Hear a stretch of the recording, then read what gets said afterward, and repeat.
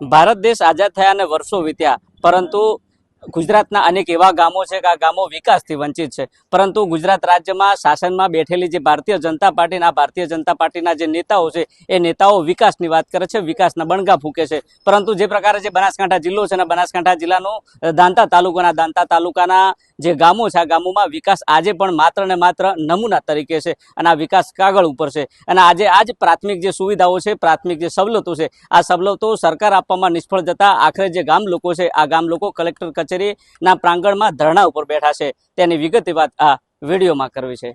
વૈષ્ણવજન તો તેને કહીએ જે પીડ પરાઈ જાનાને રે.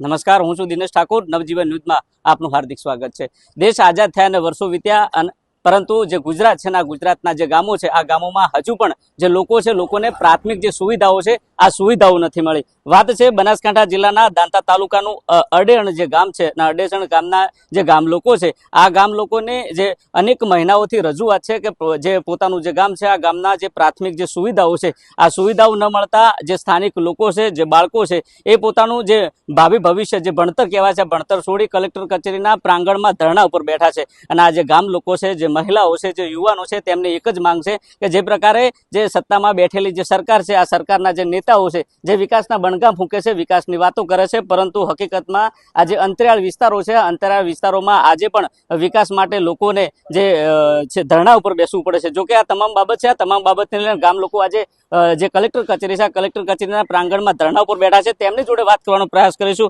શું કહેશો, કયા પ્રકારની જે સુવિધાઓ છે તમને નથી મળતી અને રજૂઆત કેટલા સમયથી કરી છે અને રજૂઆત ન મળતા આખરે કલેક્ટર કચેરી બેસવું પડ્યું છે? સાહેબ, અમે 6 મહિનાથી રજૂઆત કરી છે.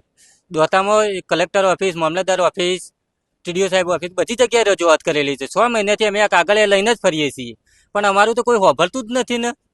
આમ તો કહે છે ભાજપ સરકાર કહે છે વિકાસ છે, વિકાસ છે. અમારા ગામમાં કોઈ વિકાસ નહીં, સેટ લાઇટ નહીં, પાણીના હેન્ડપંપ નહીં, કોઈ જગ્યાએ પાણીની હરખી સુવિધા, પીવાની પાણીની પણ હરખી સુવિધા નહીં. અમારા ગામમાં પાણીની પીવાની સુવિધા નહીં, બોલો. અને રસ્તાની તો વાત એક મુકમાં, પાણી પીવાની હમણાં હાલ 6 મહિના પહેલા લાઈન નાખવાની છે ખાલી. અને આમ તો મોદી સરકાર કહે છે વિકાસ છે, વિકાસ છે. વર્ષોથી વિકાસ કોઈ અમારા 75 વર્ષથી કોઈ વિકાસ જ નહીં કર્યો ને. અને રસ્તો તો આ હતા ગામ લોકોનું કહેવું છે કે દેશ આઝાદ થયા અને વર્ષો વીત્યા, પરંતુ જે ભારતીય જનતા પાર્ટી છે, ભારતીય જનતા પાર્ટીના નેતાઓ માત્ર જે વિકાસની વાતો કરે છે, પરંતુ વિકાસ માત્ર કાગળ ઉપર છે. વધુમાં એક ગામના વડીલ છે. શું કહેશો દાદા, કઈ બાબતની રજૂઆત લઈને જ કલેક્ટર કચેરી પહોંચ્યા છો? ગામમાં કોઈ વિકાસ નથી, ગામમાં કોઈ ગટર લાઈન નથી, કોઈ શેરી લાઈન નથી. ભાજપ નેતાઓ એવું કહે છે કે વિકાસ વિકાસ વિકાસ, પણ વિકાસ કઈ અમારા ગામની અંદર કોઈ વિકાસ દેખાતો નથી. આજ સુધી નાના નાના બાળકોનું ભવિષ્યનું શું, હવારે શાળામાં જવા માટે રસ્તા જોઈએ, પછી શેરી લાઈન જોઈએ, પછી ગટર લાઈન જોઈએ, કોઈ સુવિધા આજ સુધી મળી નથી. એટલા માટે અમારે કલેક્ટર કચેરી આવવું પડ્યું છે. વધુમાં ગામના જે આગેવાન છે તેમની જોડે વાત કરવાનો પ્રયાસ કરીશું. જે પ્રકારે જે ગામ લોકો છે, ગામ લોકોનું કહેવું છે કે જે ગામનું જે ઉજળું જે ભવિષ્ય છે, આ ભવિષ્ય જે બાળકો છે શાળાએ જઈ શકતું નથી અને બાળકોને શાળાએ જવા માટે રસ્તો પણ નથી. દાદા, શું કહેશો, કયા પ્રકારની સવલતો નથી અને આજે કલેક્ટર કચેરી આવવું પડ્યું છે? કલેક્ટર કચેરી આવવાનું હોય એ જ કારણ કે સાહેબ અમારા રસ્તો ગોમો નહીં. એક તો રસ્તો હતો એ પૂરી કાઢ્યો, પછી લોકો ફરી જાય છે, બાળકો રંધાય છે. પછી આ લોકોને ટીડીઓ સાહેબ આવીને પૂછ્યું કે પંચાયતમાં કે ભાઈ ગ્રાન્ટ મંજૂર થઈ છે કે નહીં થઈ. એક કલેક્ટર ટીડીઓ સાહેબને સરપંચને તળાટી કીધું કે 12 લાખ ગ્રાન્ટ પડી છે. એટલા ઓછી જવાબ આવ્યો. આજે કહે છે કે ગ્રાન્ટ મંજૂર નહીં થઈ.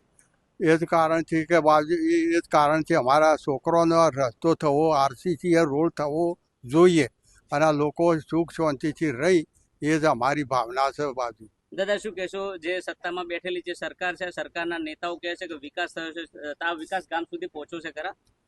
ના સાહેબ, એ બોલ્યા છે એ પ્રમાણે તો ગામમાં કોઈ વિકાસ જોર નથી. તો આ હતા ગામના આગેવાનનું કહેવું છે કે જે પ્રકારે જે સત્તામાં બેઠેલા જે નેતાઓ છે, નેતાઓ જે વિકાસના વાતો કરે છે, વિકાસના બણકા ફૂંકે છે, પરંતુ જે પ્રકારે જે ગામ છે આ ગામમાં હજુ પણ સુધી દાયકાઓ અને વર્ષો વીત્યા, પરંતુ જે વિકાસ છે, વિકાસ માત્ર ને માત્ર કાગળ ઉપર છે. વધુમાં જે ગામ છે આ ગામના એક વધુ યુવક છે, તેમની જોડે વાત કરવાનો પ્રયાસ કરીશું. શું કહેશો, કેટલા સમયથી રજૂઆત કરો છો અને કેમ કલેક્ટર કચેરી આવવું પડ્યું? રજૂઆત તો છેલ્લા 6 મહિનાથી રજૂઆતો કરીએ છીએ. મામલતદાર સાહેબને લેખિતમાં અરજીઓ આપી, ટીડીઓ સાહેબને આપી, પણ એ સાહેબો બધા ગોળ ગોળ ફેરવે છે કે તમે જાતે રસ્તો કરી દો, અમારાથી જાતે રસ્તો થાય, ગામ લોકોથી જાતે રસ્તો થાય, એવું ગોળ ગોળ ફેરવે છે. અને સરપંચ આમાં રસ્તો સરપંચ જ નથી થવા દેતો ગામનો. અને આટલી બધી ગ્રાન્ટો સરકાર ફાળવે છે તો ગ્રાન્ટો જઈશું સો અને વિકાસ કેમ નહીં થતો? અત્યારે કોઈ પણ જાતની અડેરણ, આખા અડેરણ ગામમાં કોઈ પણ જાતની સુવિધા નથી. ખાસ કરીને કયા પ્રકારની સુવિધા નથી? શેરી લાઇટ ગણો, રસ્તાઓ ગણો, બધી સુવિધાઓ શુદ્ધ નહીં. કોઈ ગટર લાઈન છે, આ કોઈ સુવિધા અડેરણ ગામમાં કોઈ સુવિધા નથી. તો આ હતા ગામના લોકો. વધુમાં જે મહિલાઓ છે તેમની જોડે વાત કરવાનો પ્રયાસ કરીશું કે જે મહિલાઓ છે તેમને કયા પ્રકારની જે તકલીફ પડી. બેન, શું કહેશો, કયા પ્રકારની તકલીફો ગામમાં છે? અમાર સાહેબ બધી જ તકલીફ છે, કશું જ નહીં. અમે ખાલી એક પગ લઈને અડીએ છીએ, અમને હેડવા નહીં દેતો. પથ્થર નાખે છે, પોણી ઢોળું છે, અમારે કેવી રીતે જવું? અમારે હેતરે જવું, વાળીએ જવું, અમને ફૂલ મુશ્કેલી. આ અમારા કોઈ મોદું હોય, હાથું હોય તો અમારે સાધન કેવી રીતે લાવવું? એમ્બ્યુલન્સ બોલાવીએ, શું આવે, શેમ કરીને જાવ? અમને ફૂલ રપચ, અમે ગમે તે કહીને અમને રસ્તો જ કરી આલો. બધી સુવિધા અમારે જોશે સાહેબ. ગટર લાઈન નાખો, લાઈટ જો, બધું જો. અમે લાઈટ લાઈન છે, પેલી પોણી લાઈટ છે, પણ પોણી આવે પણ અમારે કોઈ પીતું નહીં. ખાલી ડેમનું આવે છે તો વાપરવા છે. હેલ પંપ એક સાઈડ બગડે તો હોશ કરવા લાવીએ એટલે આબા ના જઈ કે હોય શું રસ્તો છે લઈ લઈને આવો છો?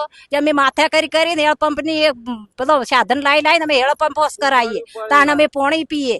અમારે એટલી ઘણી તકલીફ છે એટલે અમે આટલા આવ્યા છે. અમે સાધા પર બેઠો છીએ અને અમે રોડ બનાવવો જ પડશે. બધી જ અમારે સુવિધા કરવી પડશે. તો આ હતા ગામના લોકો, અને ગામના લોકોનું કહેવું છે કે જે પ્રકારે જે વિકાસ છે, વિકાસ માત્ર ને માત્ર કાગળ ઉપર છે. જોઈએ આવનાર સમયમાં આ દાંતા તાલુકાનું જે ગામ છે, આ ગામના જે લોકો છે, આ લોકો જે કલેક્ટર કચેરી છે, આ કલેક્ટર કચેરીના પ્રાંગણ ઉપર ધરણા પર બેઠા છે. અને આ જે એમની માંગ છે, આ માંગને લઈને સરકાર અને વહીવટી તંત્ર તેમની માંગ સ્વીકારવામાં કેટલું સફળ અને કેટલું નિષ્ફળ થાય છે તે તો આવનારો સમય બતાવશે. દિનેશ ઠાકોર, નવજીવન ન્યૂઝ, બનાસકાંઠા.